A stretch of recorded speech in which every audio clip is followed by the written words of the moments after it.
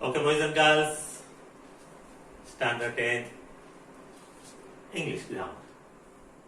આપણો જે topic continue છે સિન્થેસિસ, સંયોગીકરણ. એમાં આપણે કોમ્પ્લેક્સ સેન્ટેન્સ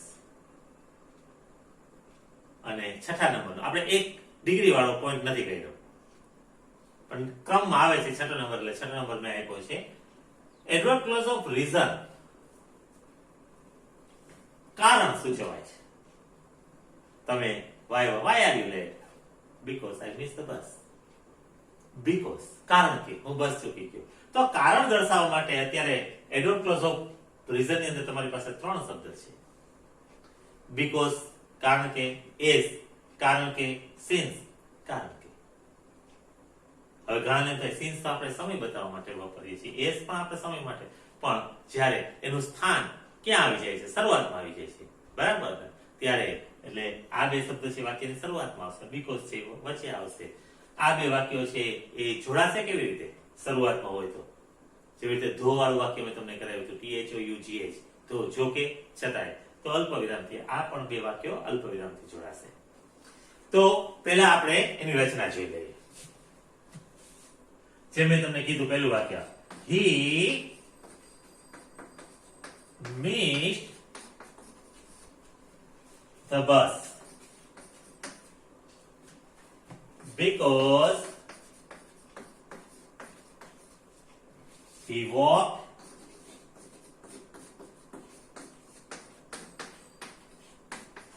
slowly. જો આ because વાળું વાક્ય, બરાબર. હવે આપણે as વાળું લઈએ ત્યાં શરૂઆતમાં, કારણ કે, બરાબર, ત્યાંથી because he walked slowly, ત્યાંથી આપણે as he walked slowly, ધીમે ચાલવાને કારણે. હવે અહીંયા અલ્પ વિરામ. હું ધીમે ચાલવાને કારણે શું થયું? he missed the bus. બસ ચૂકી ગયો. since, as અને since નું વાક્ય સરખું જ કહેવાય. as ની જગ્યાએ માત્ર since મૂકી દેવાનું. since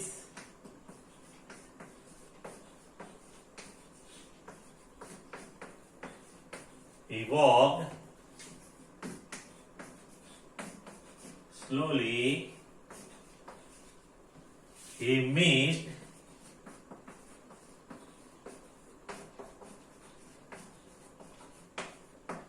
the bus.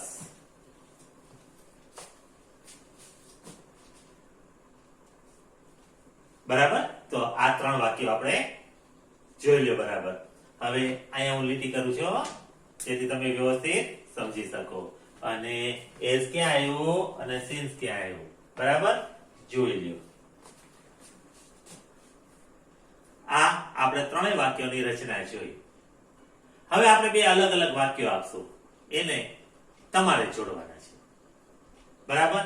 he missed the bus because he walked slowly. તો મુખ્ય વાક્ય અને ગૌણ વાક્યને જોડવા માટે આપણે જે શબ્દો વાપરીએ છીએ એ 3 શબ્દો છે આપણી પાસે. ઓકે, હવે એક તમને વાક્ય આપું છું. since, as અને because જ્યારે ગૌણ વાક્યમાં વપરાય છે ત્યારે તેના દ્વારા મુખ્ય વાક્યમાં થયેલ ક્રિયાનું કારણ સૂચવાય છે. મોડો થયો કારણ કે બસ ચૂકી ગયો હતો, બરાબર ને? ધીમે હાલવાને કારણે, બરાબર ને? ધીમે ચાલવાને કારણે બસ ચૂકી ગયો હતો. તો જે મુખ્ય વાક્ય છે એ ગૌણ વાક્ય વપરાય છે ત્યારે તેના દ્વારા મુખ્ય વાક્યમાં થયેલ ક્રિયાનું કારણ સૂચવે છે. આ સંયોજકો દ્વારા બે વાક્યો ને કેમ જોડવા એ હવે આપણે નક્કી કરીએ છીએ.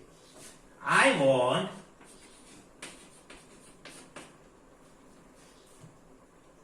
to be a doctor. I want to be a doctor. I have to choose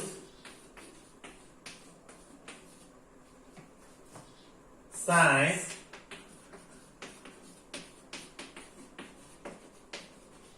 stream. હું ડોક્ટર બનવા ઈચ્છું છું. એ પહેલું વાક્ય છે. બીજું છે I have to choose science stream.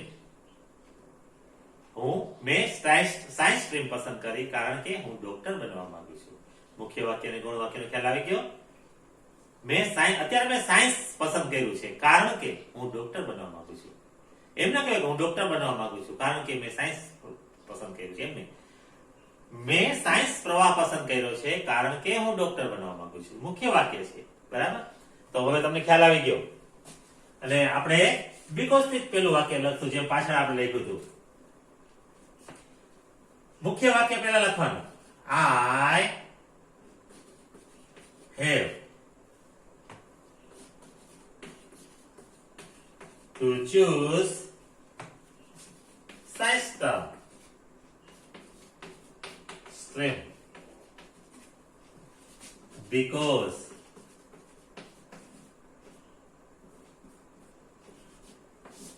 જો બરાબર લીટી કરું છું. મેં વિજ્ઞાન પ્રવાહ પસંદ કર્યો કારણ કે શું તો કે I want to be a doctor. લ્યો બરાબર જોઈ લ્યો. બીકોઝ સિન્સ is બરાબર આ વાક્યની આરે લેવું પડે તમારે. મુખ્ય વાક્ય પછી ગૌણ વાક્ય એની આરે જોડાય છે. બરાબર ને? I want to be a doctor. મુખ્ય વાક્ય આપણું ચૂઝ સાયન્સ સ્ટ્રીમ છે. યાદ રાખજો. હવે આપણે સિન્સ લઈએ. Since પછી I want to be a doctor. Since I want to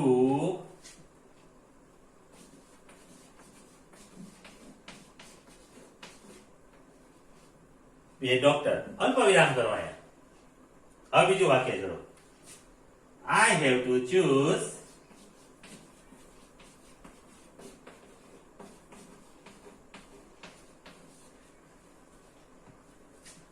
science stream. લ્યો. હું ડોક્ટર બનવા માંગુ છું. બરાબર ને? મેં સાયન્સ સ્ટ્રીમ પસંદ કર્યો કારણ કે હું ડોક્ટર બનવા માંગુ છું. એ જ મૂકી દો. એ જ આ જ મૂકી દેવાનું બસ. બાકી તો એ વાક્યમાં કોઈ જાતનો ફેરફાર નહીં. S I want to be a doctor. I have to choose science stream. લ્યો. બરાબર? તો આ ત્રણ વાક્ય આપણે એક જ વાક્યને આપણે ત્રણેય શબ્દોમાં ફેરવા. બીકોઝ માં ફેરવું, સિન્સ માં ફેરવું. જો લીટી કરી દઉં છું. હું યાદ રાખવાનું છે. સિન્સ મૂકો, અલ્પ વિરામથી જોડવાનું છે. એઝ મૂકો, અલ્પ વિરામથી જોડવાનું છે. તો આ રીતે તમારે આ વાક્યની એક્સરસાઇઝ કરવાની છે. આજે હું તમને જે હોમવર્કમાં આપીશ એ આ રીતે જ આપીશ. બરાબર ને? કે આના જ વાક્ય બનાવવાના. કેના? Adverb clause of reason. કારણ સૂચવાય છે, કારણ દર્શાવવાનું છે. જે જનરલી આપણે વાતચીતમાં વાય દ્વારા છે પ્રશ્ન પૂછીએ છીએ કે વાય આર યુ લેટ, તેમાં જે રીઝન આવે છે એ એડવર્ડ ક્લોઝ ઓફ રીઝન છે. આ બીકોઝ છે. જો આપણે દાખલા તરીકે કોઈને કહીએ કે ભાઈ તે સાયન્સ ટર્મ શા માટે પસંદ કર્યો, તો મેં વિજ્ઞાન પ્રવાહ પસંદ કર્યો કારણ કે હું ડોક્ટર બનવા માંગુ છું. Why are you choose science stream? ખ્યાલ આવી ગયો? Because I want to be a doctor. તો હોમવર્ક લખું છું, બરાબર જોજો.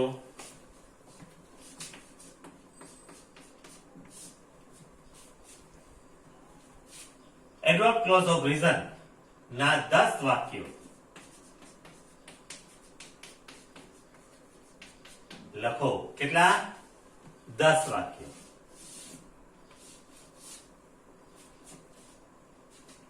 બીકોઝ ના 3 વાક્ય લખો, એઝ ના 3 વાક્ય લખો અને સિન્સ ના 3 વાક્ય લખો. 9 વાક્ય તો થઈ ગયા. પછી એક તમને જે વધારે ફાવતું, દાખલા તરીકે બીકોઝ વધારે ફાવતું, એનું એક ચોથું વાક્ય બનાવી નાખું, 10 વાક્ય થઈ જશે.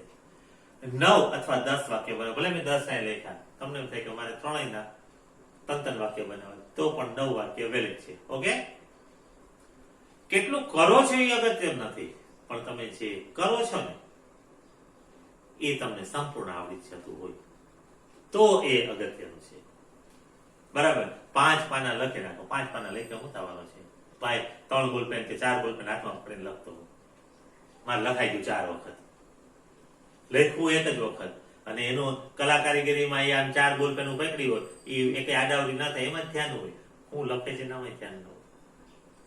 તો કહેવાનો અર્થ એ છે કે તમે જે લેસન કરો છો, લેસન હું તમને ખૂબ ઓછું આપું છું, પણ જે આપું છું પરફેક્ટ આપું છું, કે તમને એના વિષય પછી પરીક્ષા આવે ત્યારે જ વાંચવાનું રહે, એ પછી વાંચવાની જરૂર ન પડવી જોઈએ. એટલું વ્યવસ્થિત આપણે શાંતિથી મળી જાઓ. Okay boys and girls, have a good day.